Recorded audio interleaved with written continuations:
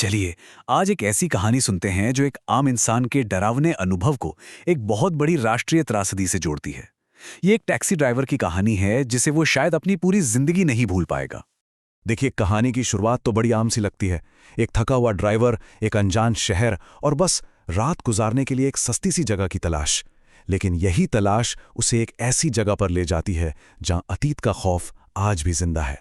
तो कहानी का जो मुख्य किरदार है वो है कमलेश, एक तजुर्बेकार ड्राइवर।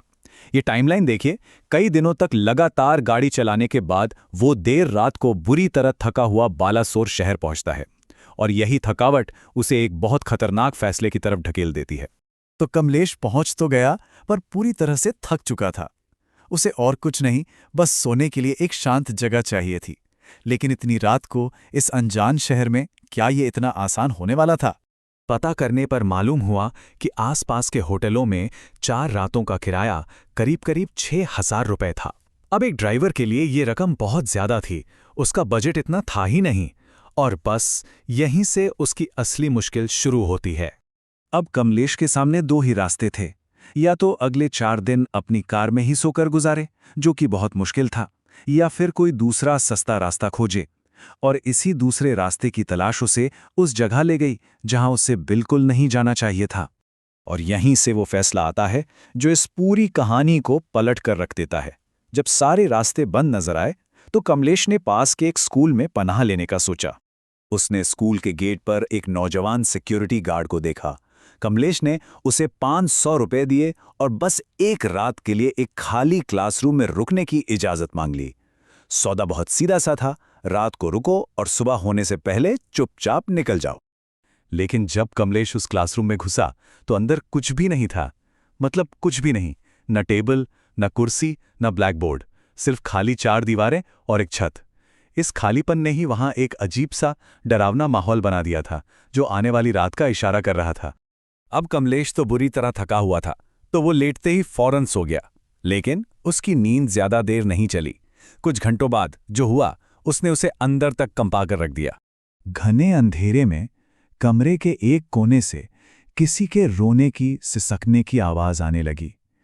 एक बहुत ही दर्द भरी, कांपती हुई आवाज थी जो बार बार एक ही बात कह रही थी, मुझे घर ले चलो, मुझे अपने बेटे से मिलना है।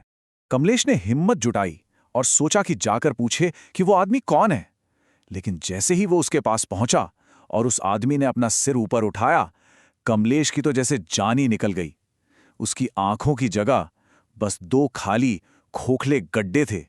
बस ये देखना था कि कमलेश की चीख निकल गई। वो पागलों की तरह कमरे से बाहर भागा। सिक्योरिटी गार्ड दौड़कर आया, लेकिन जब दोनों वापस अंदर गए तो वहां कोई नहीं था। गार्ड ने यह कहकर बात टाल दी कि अरे थके हुए हो, कोई बुरा सपना देखा होगा। अगली सुबह कमलेश को पता चला कि उसे उसी दिन वापस निकलना है। ये सुनकर वो बहुत खुश हुआ कि चलो इस डरावनी जगह से पीछा छूटा। पर उसे क्या पता था कि दूसरी रात पहली से भी कई गुना ज्यादा भयानक होने वाली थी। उस रात जब कमलेश सोने की कोशिश कर रहा था तो अचानक उसे एक बहुत तेज सड़ने की बदबू आने लगी। उसने जैसे ही अपनी आंखें खोलीं, वो यकीन नहीं कर पाया। पूरा का पूरा कमरा लाशों से भर गया था। 1-2 नहीं, करीब 250 लाशें। और वो मंजर किसी बुरे सपने से भी बदतर था। चारों तरफ लाशें ही लाशें बिखरी पड़ी थीं। किसी के हाथ पैर कटे हुए थे, किसी का सिर गायब था तो किसी का पेट फटा हुआ था। ये एक नरसंहार का मंजर था।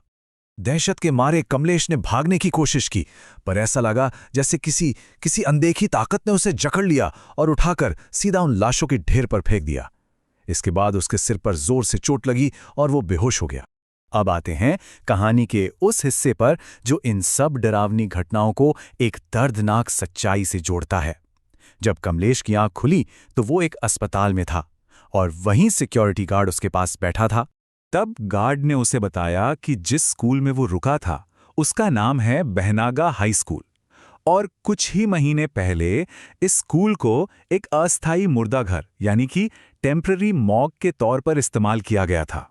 2 जून 2023 को जो भयानक बालासोर ट्रेन हादसा हुआ था, उसके बाद अस्पताल पूरी तरह भर गए थे।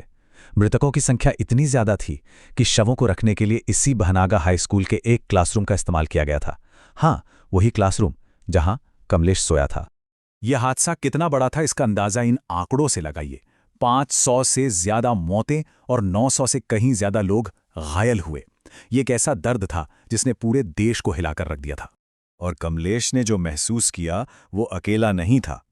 हादसे के बाद जब स्कूल दोबारा खुला तो वहां के बच्चे भी अजीब अजीब चीजें देखने की शिकायतें करने लगे। माता पिता ने बहुत विरोध किया और आखिर में स्कूल प्रशासन को उस क्लासरूम को गिराना ही पड़ा ताकि उस खौफनाक याद को मिटाया जा सके। सोचिए, उस जगह के दर्द को और डर को मिटाने के लिए उस पूरी इमारत को ही हटाना पड़ा। ये अपने आप में बताता है कि वो घटना कितनी गहरी और परेशान करने वाली थी।